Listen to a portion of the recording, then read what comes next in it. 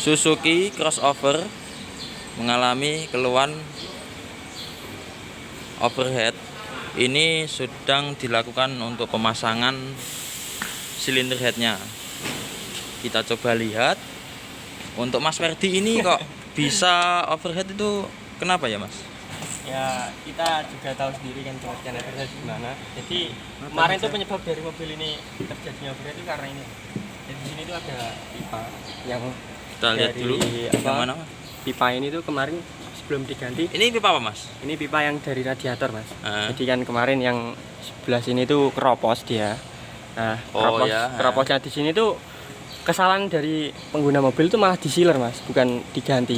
Nah, jadi kan otomatis ya namanya klemnya juga udah nggak rapet, sama ditambah sealer juga rembes kan airnya. Jadi di mesin kurang airnya sehingga jadi overhead. Tuh. Ini kalau overhead itu biasanya yang rusak apanya Mas? Guyang guyu. Enggak kok guyang guyu.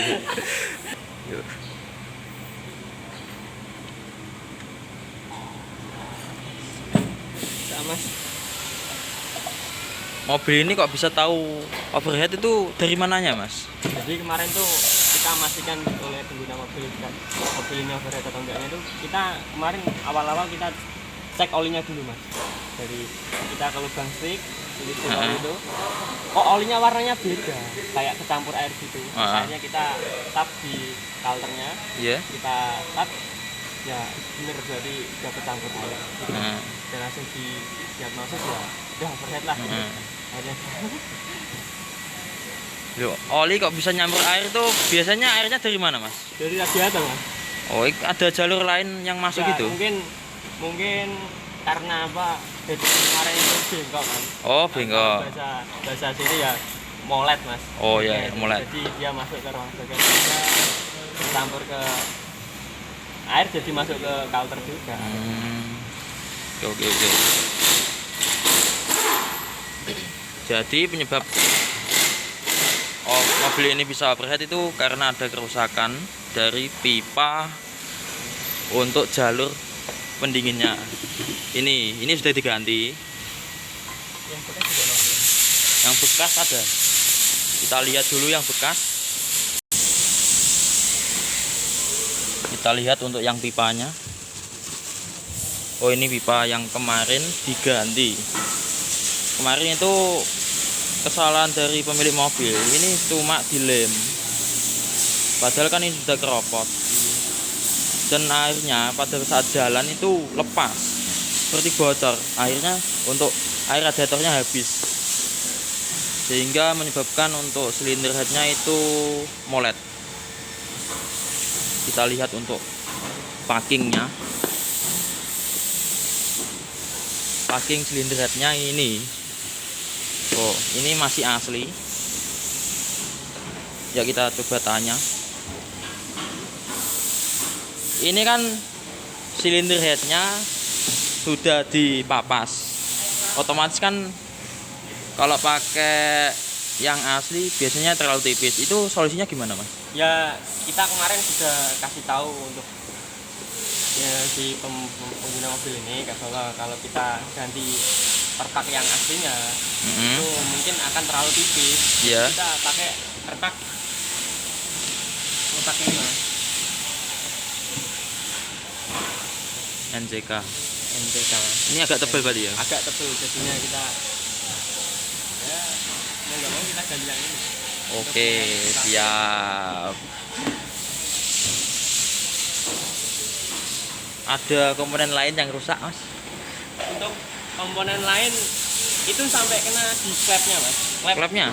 Ya, klep in yang nomor 2 sama 3 dan yang X nomor 2 dan 3 itu bengkok semua Mas. Jadi waktu kita ketahuinya ya waktu kita sport dia nggak rata. Nggak rata. Jadi ya bisa kita kasih tahu lagi akhirnya kita ganti sekalian di klepnya. Berarti ganti berapa klep Mas? Klep jadi ini akan 2, ini 2, 4 jadi 8 Mas. 8. Oke. Ini untuk klepnya yang kita ganti. ada 8 biji. Sekilas kita lihat ini tidak bengkok, tapi pada saat kita skor itu tidak bisa rata. Kita bengkok enggak, Mas? Kita ono siji paling Oh, situ. parah. Kayak ono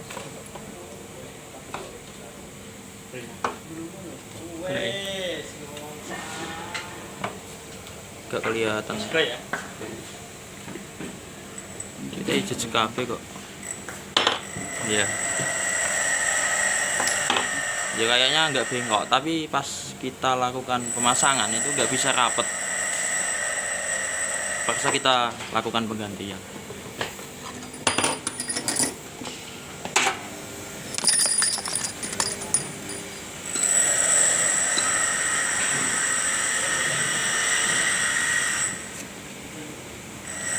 Ini sistem untuk klepnya gimana, Mas? Ini, Mas? Nggak ada setelannya ya ini? Aku warai sih ada takut ono. Jadi kita pakai sistem ini udah jalan nih.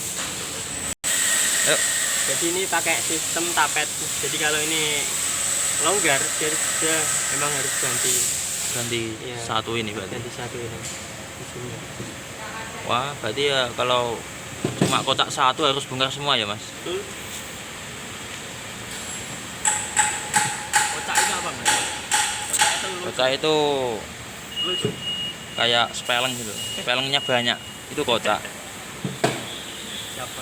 Biasanya kalau ngerjain gini berapa hari, Mas? Ya kita tergantung waktu bubutnya, ya, spare partnya datangnya kapan. Kalau toh misal cepet ya kita mungkin 1-2 hari udah bisa ngerakit semua, Mas. Oh, cepat ya, Mas. Iya. Oke, Mas, dilanjut. Semoga cepat selesai dan sembuh. Siap.